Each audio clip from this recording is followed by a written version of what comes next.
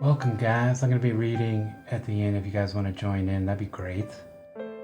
A verse from James 5 if you want to prepare. You could join me. Guys, what did Jesus mean in James 5:3 when he said, "Your gold and silver have corroded, and that corrosion will be evidence against you and will eat your flesh like fire if you have laid up treasure in the last days"? It got my attention, guys. Those are real and powerful words spoken by Jesus. He was referring to greedy, selfish individuals who are wealthy and use their wealth to oppress the poor instead of helping. And there will be a definitive judgment, guys, against these wealthy oppressors. It's being a good steward of money.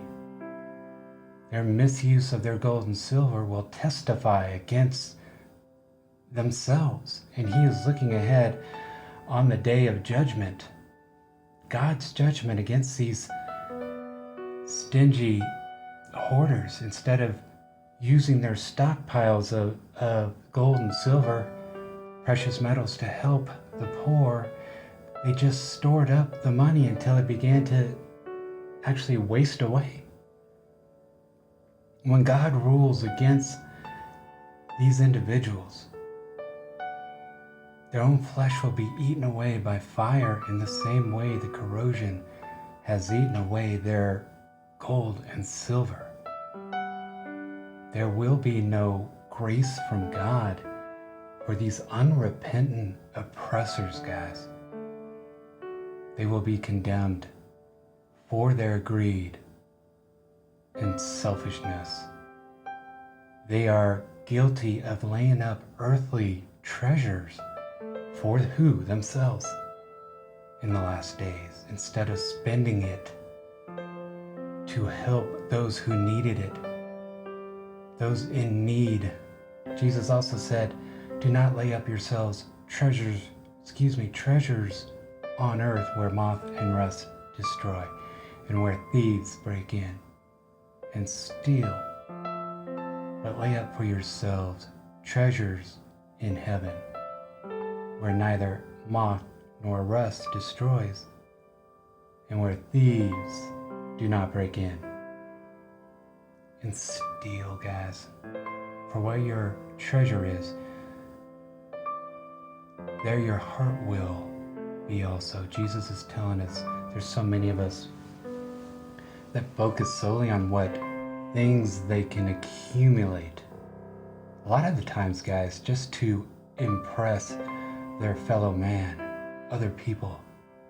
And the devil wants you to believe that the more money you have, the better of a person you are. People actually base their esteem on their wealth, guys. But your Creator is trying to tell you otherwise. It's what you have done with your soul. That's all that matters to your Creator. See, the devil has tricked you into thinking that he who dies with the most money wins in this rat race. That couldn't be further from the truth. Jesus says, "For where much is given, much is required." And hoarders who stockpile wealth and are selfish and indifferent to the suffering and the needy around them will be condemned, guys. And again, he does not mince words. This life, guys, is a training ground for the real show, and that is eternity. Stop being enticed by what the world has to offer. Use this short time you have to transform your being, yourself, from the worldly, cursed, and fallen thinking, and prepare yourselves for what really matters. That's eternity with the Lord. It's okay to have an abundance, but it's what you do with that abundance that matters to God.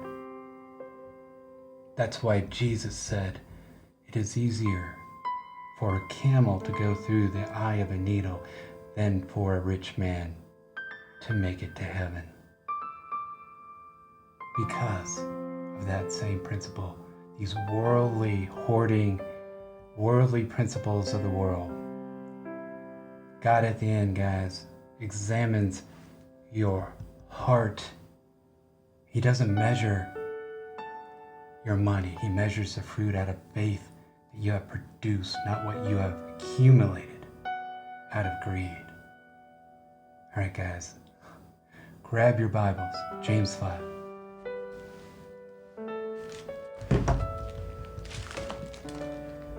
Go to now, you rich men, weep and howl for your miseries.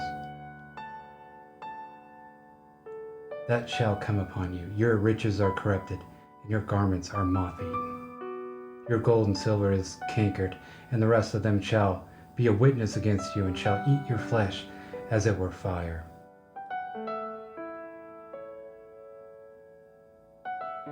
Ye have heaped treasure together for the last days. Behold, the hire of the laborers who have reaped down your fields, which is of you kept back by fraud, crieth. And the cries of them which have reaped are entered into the ears of the Lord of the Sabbath. Guys, he means what he says. Work on your souls, not to impress the Queen of the South that you read in Revelation. All right, guys, be blessed. Comment down below if you agree with any of this. Comment down below. Join the SEAL team. Guys, it's a great community. And those of you that are looking to be saved, to have that eternal life, repeat after me. Jesus, come into my heart. I know you died for my sins. I know you rose from the dead. I repent of my sins. I confess you, my Lord and Savior. Guys, if you prayed that, reach out to me over at the SEAL team. That's my private little community. We would love to have you. I'll go live over there 3 days out of the week. I'll keep you on your walk, this narrow path, and I'll send you a brand new Bible if you reach out to me over there. Guys, be blessed, and we shall see you soon. Be blessed, guys.